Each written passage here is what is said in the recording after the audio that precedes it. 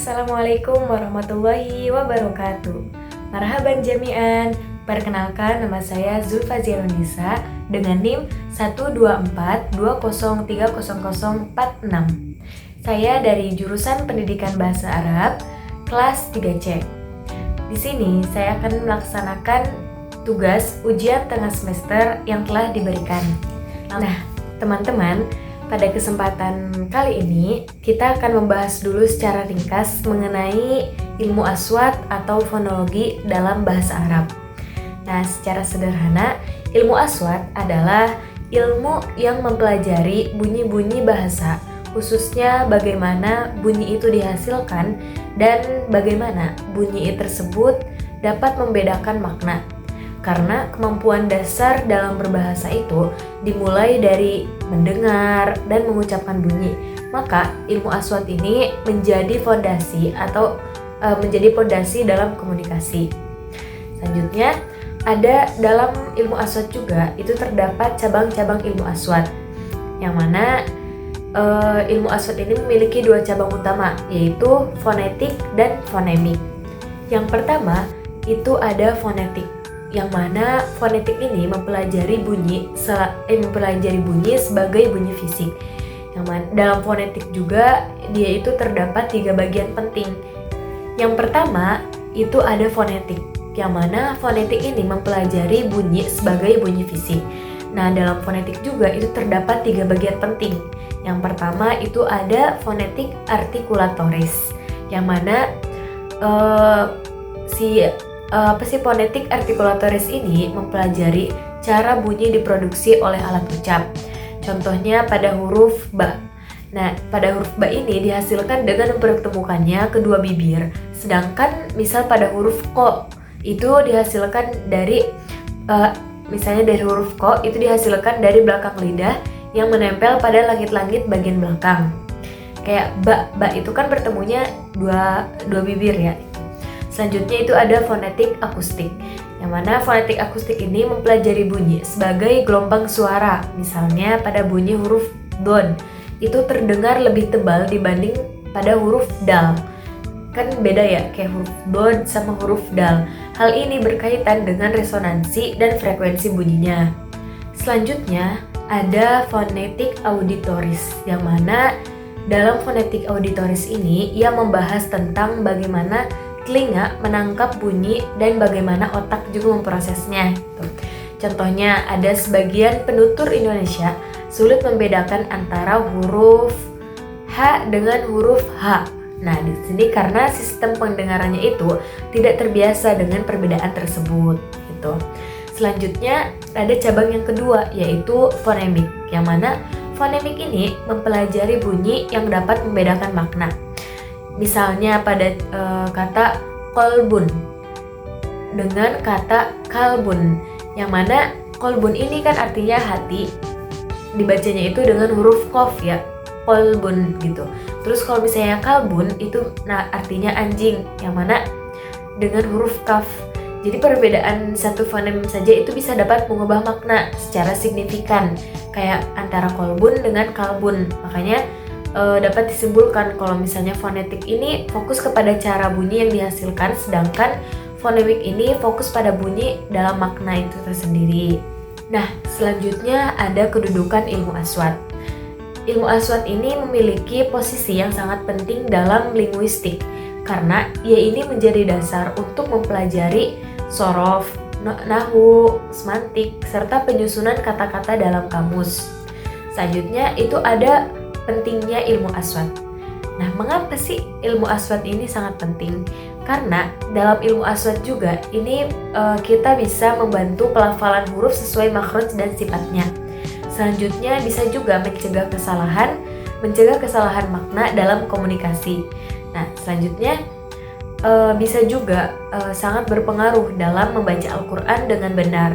Cara pembacaannya tuh gitu. Selanjutnya bisa menunjang kemampuan berpikir dan mendengar. Kemudian yang terakhir itu menjadi pedoman bagi guru dalam mengajarkan intonasi dan jeda. Contoh lainnya misalnya pada kata alima dengan alima. Itu panjang pendek antara bunyi alima dengan alima saja itu bisa mengubah makna. Kalau misalnya A5 itu mengetahui, kalau misalnya A5 berarti orang yang berilmu. Jadi ilmu aswad ini merupakan ilmu dasar yang wajib dikuasai dalam pembelajaran bahasa Arab. Dengan pemahaman bunyi yang benar, maka makna yang kita sampaikan pun akan tepat. Begitu.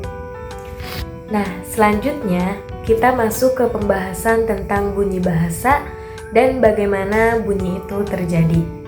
Di sini pertama kita pahami dulu apa itu yang namanya bunyi bahasa. Bunyi bahasa adalah bunyi yang dihasilkan oleh manusia dan digunakan sebagai alat komunikasi dalam suatu bahasa. Nah, tidak semua bunyi yang keluar dari mulut itu yang keluar dari mulut manusia itu termasuk bunyi bahasa. Karena yang disebut dengan bunyi bahasa hanyalah bunyi yang memang memiliki fungsi untuk menyampaikan pesan dan dapat dipahami. Selanjutnya ada proses terjadinya bunyi bahasa. Jadi bagaimana sih bunyi itu bisa muncul? Nah, di sini prosesnya itu berawal dari udara, yang mana udara yang kita hembuskan itu dari paru-paru kemudian naik menuju tenggorokan. Nah, udara inilah yang menjadi bahan dasar terbentuknya bunyi. Tanpa udara yang keluar, kita juga tidak akan bisa menghasilkan suara gitu. Jadi masuk juga ke pembelajaran ilmu aswad yang tadi. Nah, dalam proses terjadinya bunyi bahasa itu terdapat dibagi menjadi 4 macam proses. Nah, proses yang pertama itu adalah proses melewati pita suara, yang mana jadi prosesnya itu saat udara naik ke atas, ia akan melewati pita suara. Nah, jika pita suara itu bergetar, maka muncul bunyi bersuara atau voice, yang mana contoh hurufnya itu huruf ba, da, ro. Nah, coba teman-teman itu letakkan tangan di leher. Ketika mengucapkan huruf ba, itu pasti terasa getarannya. Misal ba, ba, ba, itu terdapat getarannya kan di leher ini. Nah, sedangkan jika pita suara itu tidak bergetar, maka bunyinya menjadi tidak bersuara atau voiceless, begitu. Contohnya pada huruf qaf, ka, sama ta. Nah, kalau misalnya kita mengucapkan kaf atau pelan-pelan kaf atau ta, itu tidak ada getarannya di leher. Jadi ketika pita suara itu tertutup lalu rapat, maka udara itu mendesak keluar, jadi akan muncul suara seperti hamzah, a, begitu. Proses yang kedua itu ada proses artikulasi atau pembentukan bunyi. Nah, setelah melewati proses pita suara, udara juga akan diarahkan dan dibentuk oleh alat ucap. Inilah yang disebut dengan proses artikulasi. Nah, di sini makhraj si huruf itu berperan karena setiap huruf yang keluar dari tempat tertentu, begitu. Contohnya itu pada misal di bibir. Di bibir itu kita bisa menggunakan kita bisa mengucapkan huruf mim sama ba. Nah, di sini bibir itu berperan, begitu. Mim, ba, gitu. Kemudian di ujung lidah dan gigi. Nah, itu ada huruf dal, ta, sama sa. Di sini ujung lidah itu menempel kepada gigi atas. Dal, ta, sa, begitu. Kemudian ada pangkal lidah juga, itu pada huruf qaf sama kaf. Dan selanjutnya ada di tenggorokan. Di tenggorokan itu ada huruf a, sama h. Yang mana ini yang berperan itu daya tenggorokan ya pada mengucapkan makhraj tersebut. Nah, karena tempat keluarnya itu berbeda-beda, maka bunyi yang dihasilkan pun akan berbeda-beda juga, begitu. Nah, selanjutnya itu ada proses oronasal, yang mana yang terakhir adalah arah udara. Apakah semuanya itu keluar lewat mulut atau ada yang diarahkan ke hidung? Misalnya kalau keluar lewat udara sepenuhnya ya, berarti keluarnya itu lewat mulut. Nah, itu disebut dengan oral. Contohnya qaf, ba, itu kalau hembusannya itu keluar sepenuhnya itu lewat mulut. Kalau misalnya ada hembusan udara yang ke hidung, maka itu disebut dengan nasal atau gunnah.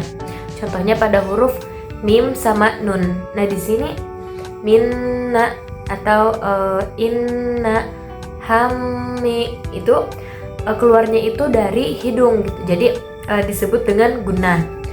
Nah untuk membedakan antara keluar apakah ini suara itu keluar dari hidung atau keluar dari mulut, coba tahan hidung ketika menggunakan huruf nun.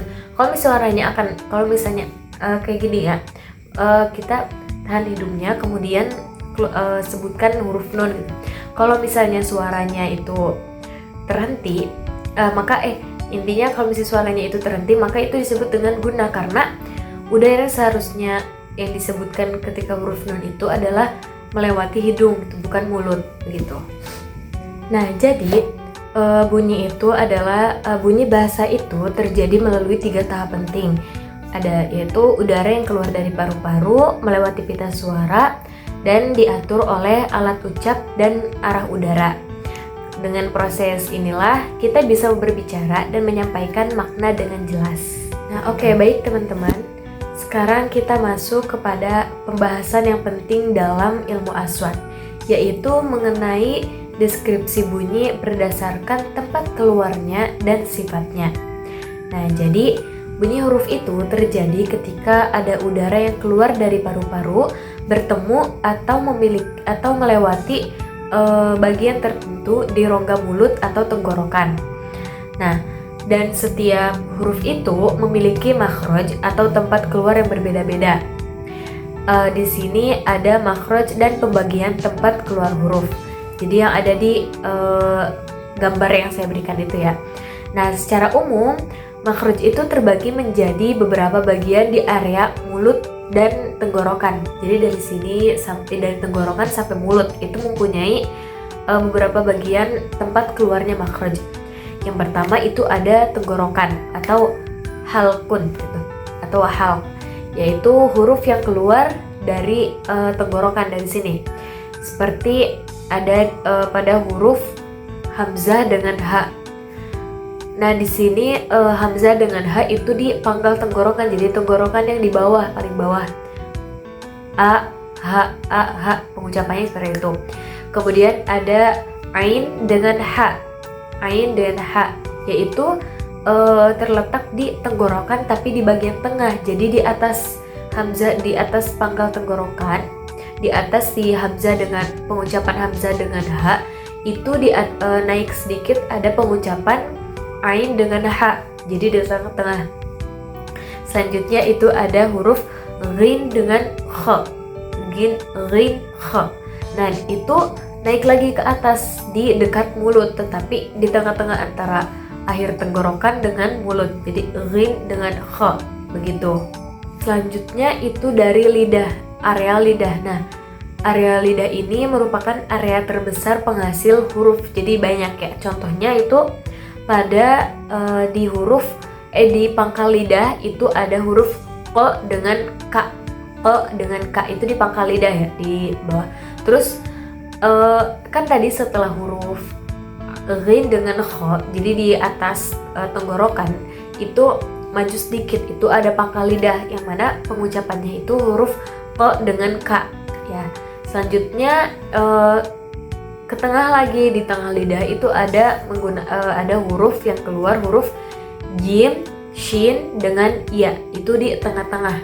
Nah selanjutnya ada dari ujung lidah dan pertemuan antara lidah dengan gigi, itu ada di huruf dal, ta dengan to. To itu, apalagi huruf to itu jelas banget pertemuan antara ujung lidah dengan gigi, to begitu. Selanjutnya itu ada syafatain, yang mana kan tadi udah tenggorokan, kemudian lidah, dan selanjutnya ada syafatain, 2 bibir. Nah huruf yang keluar dari 2 bibir, yaitu seperti huruf ba dengan mim. Nah itu keluarnya dengan menyatukan antara 2 bibir itu keluar huruf ba dengan mim, ba mim. Nah, dan untuk huruf fa itu udara itu menyentuh bibir bawah ke gigi atas. Setiap makhraj yang memberi ciri bunyi yang berbeda. Itu makanya kalau misalnya tadi ulang lagi. Kalau fa itu kan udara menyentuh bibir atas dengan gigi atas, fa begitu. Selanjutnya setiap makhraj itu kan memberi ciri bunyi yang berbeda.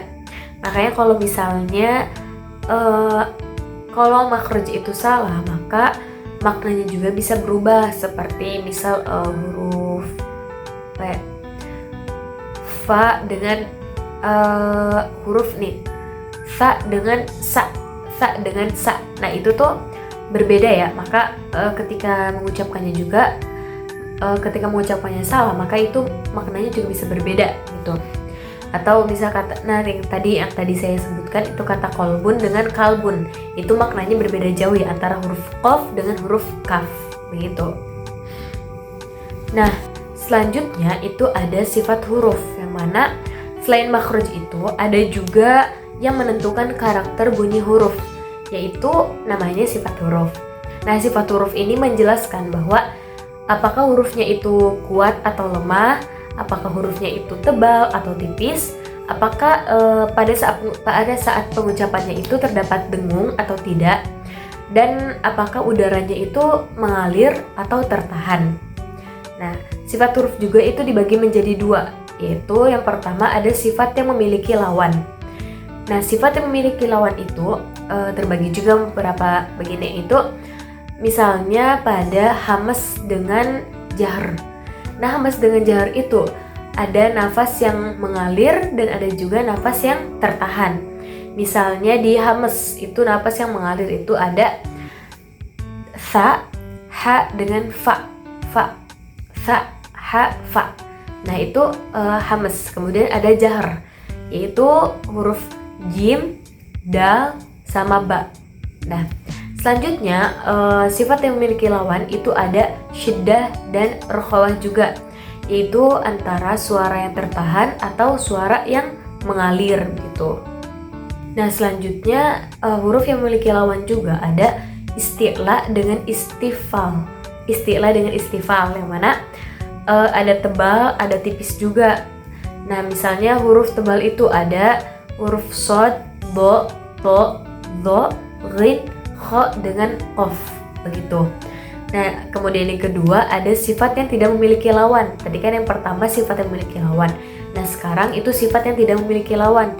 Contohnya ada huruf qalqalah, yang mana suaranya itu memantul, terjadi pada huruf jim, to, ba, dal, qaf. Nah misalnya pada mengucapkan aku itu harus memantul ya saat ketika huruf-huruf tersebut itu sukun begitu. Selanjutnya itu ada huruf gunnah atau dengung dari hidung. Nah di sini pada huruf gunnah itu ada di huruf mim dengan huruf nun, terutama yang bertasydid itu dia tidak memiliki lawan ya. Dan sifat-sifat huruf inilah yang membuat bunyi huruf terdengar benar sesuai kaidah. Nah jadi agar kita mampu melafalkan Arab itu dengan benar, maka kita itu harus kenali dulu makhrajnya. Jadi dari mana huruf-huruf itu keluar. Selanjutnya kita juga pahami sifat-sifat huruf yang tadi. Itu bagaimana karakter si bunyinya itu, apakah bunyinya itu tebal atau tipis begitu. Dua hal ini pun yang tadi saya sebutkan itu saling berkaitan dan tidak bisa dipisahkan, karena dengan penguasaan makhraj dan sifat huruf kita bisa membaca dengan lebih jelas, tepat, dan tentu saja sesuai dengan kaidah bahasa Arab begitu. Nah selanjutnya saya akan membahas tentang pengertian harokat atau bunyi vokal, kemudian macam-macam bunyi vokal atau harokat, dan fungsi dari vokal. Nah, kita ke pengertiannya bunyi vokal terlebih dahulu, bahwa bunyi vokal ini adalah bunyi yang dihasilkan dari aliran udara yang keluar tanpa hambatan dari tenggorokan dan mulut. Yang mana harokat ini karena harokat ini membuat huruf dapat dilafalkan, atau vokal ini membuat huruf itu dapat dilafalkan. Misalnya pada kata ba, bi, bu, ta, ti, tu. Nah dari situ tuh terciptalah sebuah huruf atau kata yang bisa dilafalkan karena adanya harokat. Nah selanjutnya itu macam-macam bunyi vokal. Ada fathah pendek atau seperti kayak a, A. Nah, A itu dengan vokal A ya, kalau misalnya fathah pendek itu, dan penulisannya itu di atas ya, fathah pendek itu. Selanjutnya ada kasroh pendek, yaitu dengan penulisan vokal pada huruf I. A, I, tadi kan fathah itu A, kasroh itu I. Misal B, atau Ki, begitu. Selanjutnya ada domah pendek. Nah, misal seperti pengucapan vokal itu pada huruf U. Jadi U, tadi fathah pendek itu A, kasroh pendek itu I, dan fathah panjang itu U. Misal bu, tadi kan ba, bi, bu, ku, buku. Nah, itu tuh vokal domah pendek, begitu. Selanjutnya ada fathah panjang. Jadi vokal A, jadi fathah tapi hurufnya itu dibacanya panjang, begitu. Jadi dua vokal ya. Kalau dalam penulisan bahasa Arab, bahasa Indonesia, gitu. Misalnya kayak A atau ba dengan ada alifnya kan, ada huruf mad, ba, begitu. Selanjutnya ada kasroh panjang. Nah, kasroh panjang ini merupakan kasroh yang tadi dalam penulisan bahasa Indonesia itu huruf I, vokal I, tetapi dibacanya itu panjang, bertemu huruf mad, dia itu ya. Misal kasroh dengan bertemu huruf ya sukun, kayak itu dibacanya pendek, dibacanya panjang. Misal bi dengan ya. Selanjutnya ada domah panjang. Nah, domah panjang ini adalah huruf U yang dibaca panjang, bu, yaitu bertemu huruf wau, begitu. Selanjutnya ada fungsi vokal. Nah, fungsi vokal ini menjadi dia mempunyai beberapa fungsi. Nah, yang pertama, dia dapat membedakan antara makna kata atau kalimat tersebut. Nah, kemudian bisa menghidupkan huruf agar dapat dilafalkan. Misal yang tadinya pada huruf ta, tapi tidak ada harokatnya, maka itu tidak bisa dilafalkan ya. Kalau misalnya ada harokatnya A, I, U, maka bisa dibaca ta, ti, tu, begitu. Selanjutnya itu dapat menentukan panjang pendeknya bunyi. Kayak tadi kan ada fathah panjang, kasroh panjang, domah panjang. Nah, itu berfungsi untuk menentukan panjang, apakah si bacaan itu dibaca panjang atau pendek, gitu. Kemudian menunjukkan ketebalan atau ketipisan si suatu bunyi tersebut, dan selanjutnya menentukan fungsi gramatikal dalam kalimat, begitu. Mungkin itu saja yang dapat saya sampaikan, kurang lebihnya mohon dimaafkan. Wassalamualaikum warahmatullahi wabarakatuh.